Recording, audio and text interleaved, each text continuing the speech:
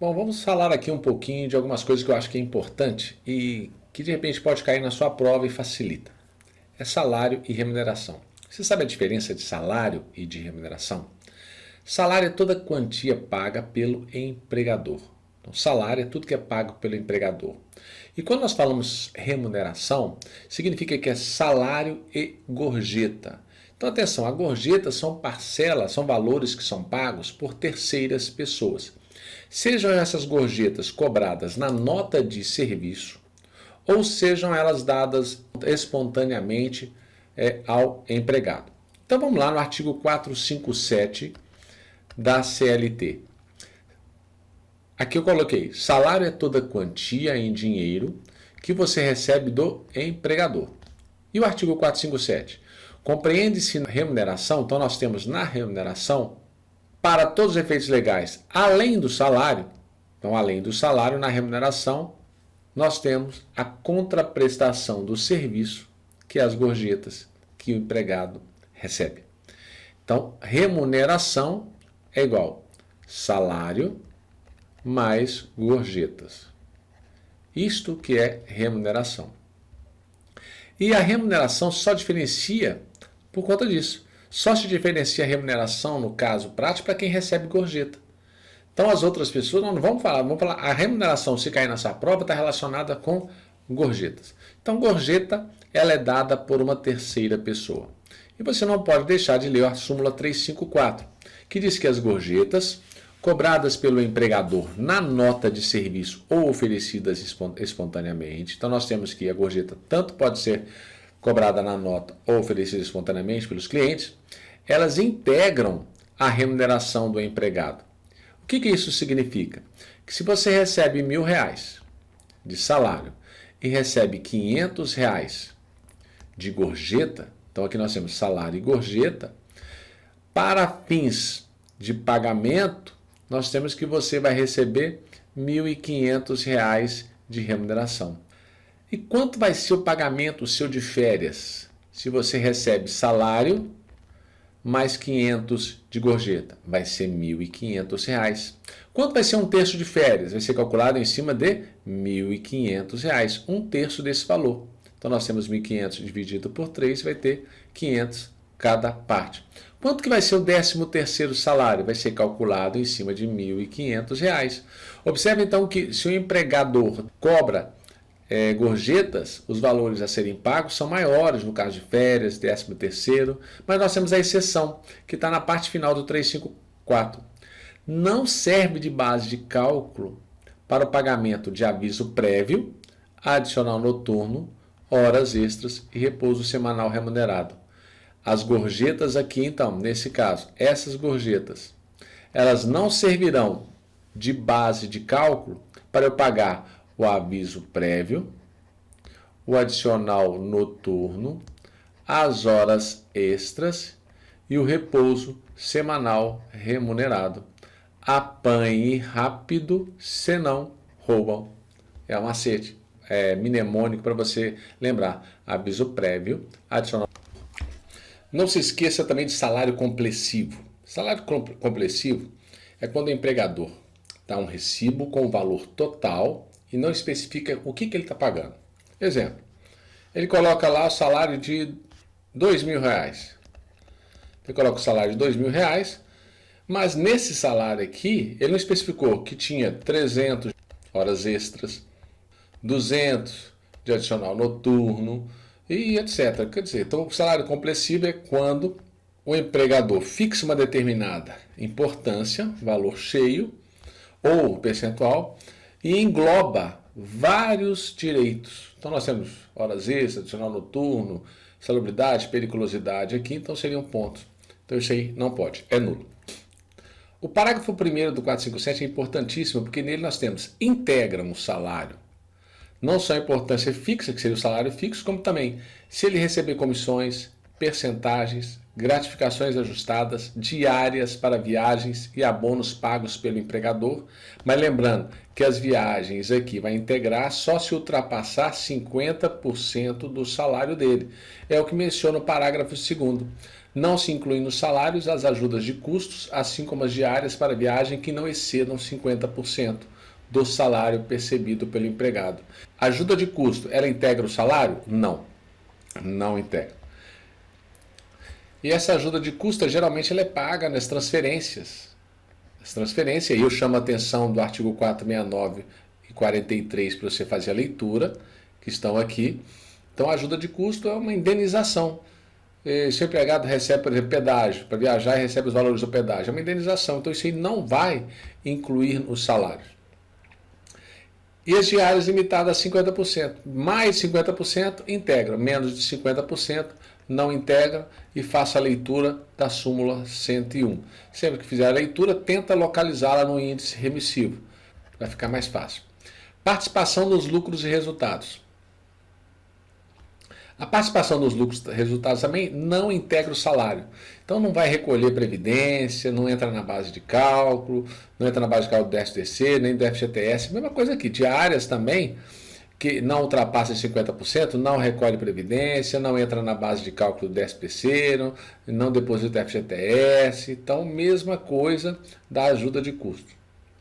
E quando fala participação nos lucros e resultados, se cair alguma questão com relação à participação nos lucros e resultados, ela vai estar lá na Lei 10.101, artigo 3º.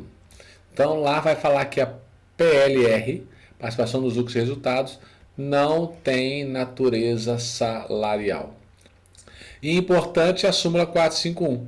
A participação nos lucros e resultados é um valor que o empregador efetua ao empregado. Geralmente, isso aqui, essa participação nos lucros, se ele trabalhar metade do ano, ele vai ter que receber proporcionalmente.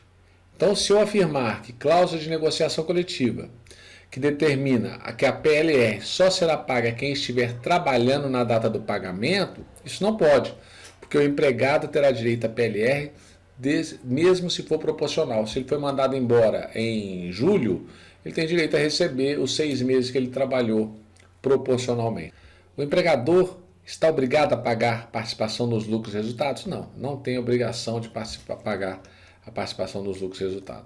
Outra verba que não tem também natureza salarial é o plano de demissão voluntário, PDV, ou plano de incentivo à demissão voluntária. Eles não têm natureza salarial e sim indenizatória. E aqui nós temos, eu coloquei que isso ocorre, normalmente, o plano de demissão voluntária, ele só vai ocorrer nas empresas públicas e sociedade de economia mista. Dificilmente nós vamos encontrar esse plano de demissão voluntária na iniciativa privada. Porque na iniciativa privada o cara não gostou de você, ele te manda embora, não precisa ficar com você. Agora, já na empresa pública, sociedade de economia mista, o tribunal entendeu, o tribunal TST entendeu que para que possa mandar embora esses empregados, eu tenho que dar motivo. Qual que é o motivo? Eu tenho que justificar. Então, são exemplos aqui de Caixa Econômica Federal, empresa pública, sociedade de economia mista, Petrobras, Correios, empresa pública, BNDES, Banco do Brasil, sociedade de economia mista, que são sociedade de economia mista. Então, nesses casos aqui, entendeu que deve ter motivo para mandar embora. Então, por isso eles fazem o plano de demissão voluntário. Uma outra observação aqui é o salário maternidade, o salário família. Quem é que paga? É o empregador, mas trata-se de um benefício previdenciário. Quem vai arcar com esses valores é o INSS. O empregador ele repassa para o empregado e desconta dos valores que devem ser pagos ao INSS. Então não é ele que vai arcar com esses valores. Ele paga, mas ele depois restitui, ele faz o repasse dos valores para o INSS. E temos aqui o salário in natura ou salário utilidade. É o artigo 458.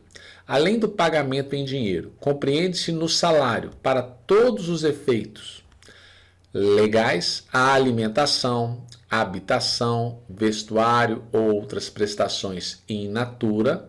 In natura é quando não é pago em dinheiro, pago de outra forma, como aqui a habitação, vestuário, que a empresa, por força do contrato ou do costume, fornecer habitualmente ao empregado. Em caso algum, será permitido o pagamento com bebidas alcoólicas ou drogas nocivas. O que você tem que lembrar aqui? Tudo isso aqui, será que vai ser salário? Salário in natura? Nós temos que ter a seguinte visão. É para o trabalho? Ou seja, é indispensável. Se for para o trabalho, não é salário. Agora, se for pelo trabalho, é salário. Na verdade, quando eu falo pelo trabalho, é alguns mimos. Vou dar para você um carro, vou dar para você uma casa, vou pagar seu aluguel, vou pagar seu telefone, vou pagar seu cartão de crédito. Ora, esses valores aqui é pelo trabalho. É um atrativo que eu tenho para atrair aquele empregado para poder trabalhar para mim. Agora, no caso, para o trabalho, eu não tenho, não é salário. Não é considerado salário para o trabalho. Exemplo, se eu preciso fornecer uma luvas para o empregado, então essa luvas não é salário. Se eu tenho que fornecer um capacete para o empregado, todo mês eu forneço um capacete, não é salário. Se eu forneço um veículo para o empregado, para ele trabalhar, não é salário, porque ele necessita para o trabalho. Agora, se ele não precisa do veículo para o trabalho e eu forneço um veículo para ele, aí é pelo trabalho e esse valor do veículo deverá ser calculado para pagar o salário, para recolher as verbas. Então, vai servir como base de cálculo do salário dele. Agora, cigarro e bebida não são considerados salários, como o próprio artigo mencionou aqui na parte final.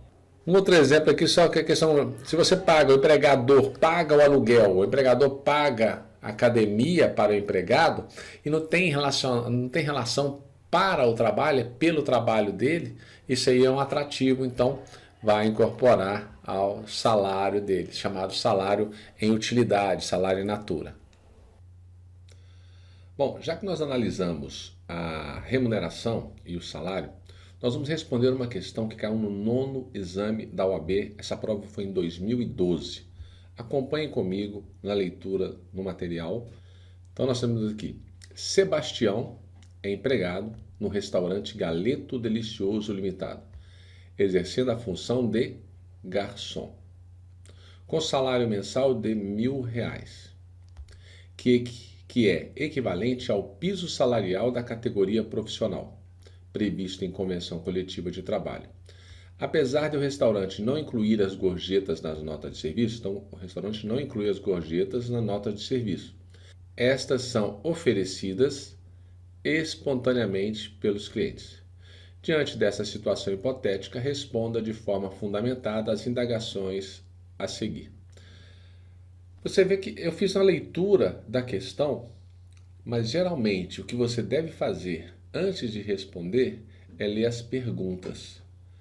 Porque quando você lê as perguntas e você fizer a leitura da questão, você já vai ter uma noção do que você deve procurar na pergunta. Então a primeira dica que fica para a prova: primeiro leia as perguntas para depois ler a questão. Então eu fiz o inverso para você ver, eu fiz a leitura, mas o que eu tenho que procurar? Eu fiz a leitura sem saber o que eu tinha que procurar. Agora vamos ler as perguntas. Qual a natureza jurídica de gorjeta? Justifique. Bom, quando pergunta qual a natureza jurídica de gorjeta, não tem nada relacionado com a questão aqui. Nenhuma informação da questão vai me auxiliar. Eu tenho que saber qual que é a natureza jurídica da gorjeta. Quando nós temos essa pergunta, está perguntando o que é a gorjeta. Então, o que vem a ser a gorjeta? Como nós estudamos no início desta aula, a gorjeta é o quê? É a remuneração. Nós sabemos que o empregado, ele recebe salário. Então, nós temos que o empregado recebe salário. E no caso dos garçons, eles recebem salário mais gorjeta. Então, salário mais gorjeta é o que nós chamamos de remuneração. Bom, e como que eu devo fazer para localizar esta questão? A primeira coisa, como você já sabe a aula, ficaria fácil você responder. Mas vamos ao índice remissivo. Você tem um índice remissivo na parte final da sua CLT e você procuraria o termo gorjeta, porque a palavra-chave aqui é gorjeta. Você encontrar na gorjeta o artigo 457. Então nós já temos artigo 457 da CLT. E aí o que você deve fazer para responder? A primeira coisa é identificar qual é a resposta. Aí a gente identifica qual é a resposta. Iniciamos. a natureza jurídica da gorjeta é remuneratória, vírgula, nos termos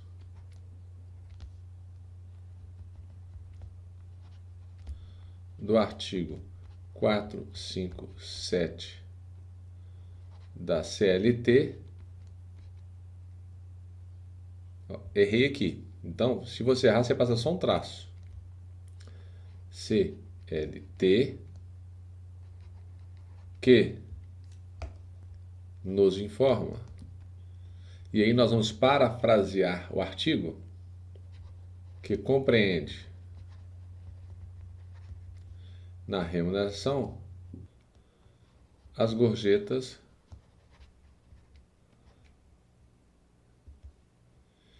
que o empregado receber. Ponto. Essa é a nossa resposta da letra A, conforme o artigo 457. Eu simplesmente fiz um resumo do artigo 457. Tranquilo? Letra A respondida. Vamos para a letra B. Aí nós vamos identificar a letra B. E aí vamos ler.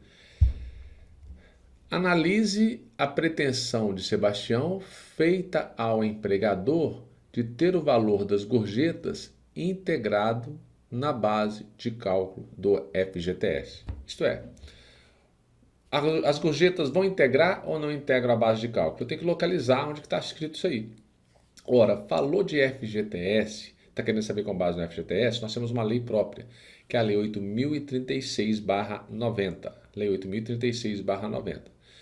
Mas e se eu não souber esse artigo? Se eu não souber esta lei? Bom, você deve responder, se você não conseguir localizar, você vai responder sem citar.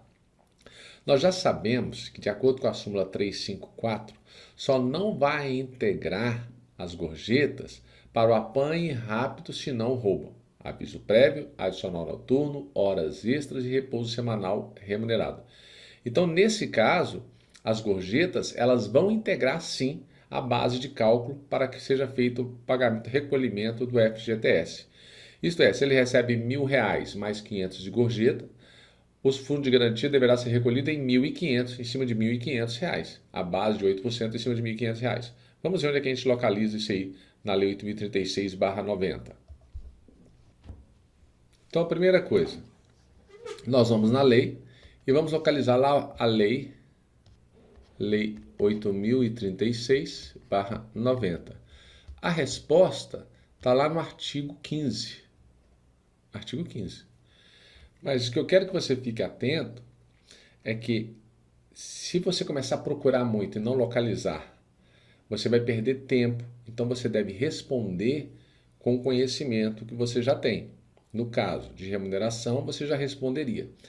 Mas se sobrar tempo, você coloca a fundamentação da lei, ok? Você vai perder ponto por não ter colocado a fundamentação da lei. Mas se você coloca só a lei e não fundamenta, você não ganha nada. A mera citação da lei não te dá ponto, mas a fundamentação já te dá ponto. Então nós temos, no presente caso, as gorjetas, nesse caso, vírgula, as gorjetas integrarão a base de cálculo dos depósitos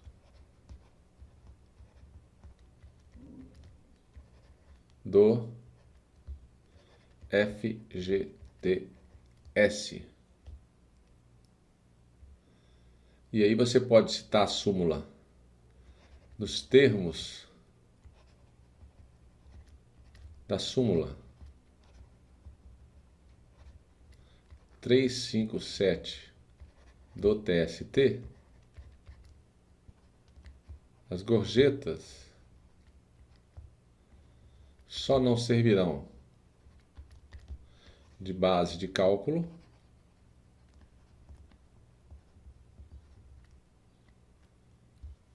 para as parcelas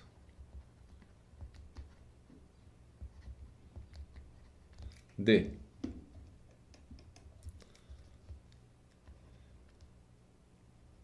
aviso prévio,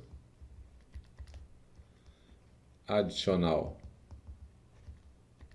noturno, horas extras e repouso semanal remunerado.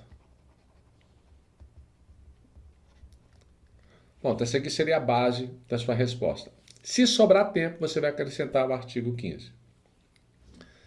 E aí você vai lá no artigo 15, sendo que o empregador deverá recolher, ou melhor, ela fala depositar. Depositar. Tá vendo? Errou, passa um traço, não tem problema nenhum. Até o dia 7, a importância de 8% da remuneração paga. Bom, a letra fica ruim porque escrever aqui com a mesinha aqui, a letra não fica bonita. Então, mas dá para você entender a fundamentação. Pronto, terminamos a resposta e aí você faturaria aí a pontuação necessária, que seria 1,25 do total desta questão. Espero que tenha gostado. Até a próxima aula. Grande abraço.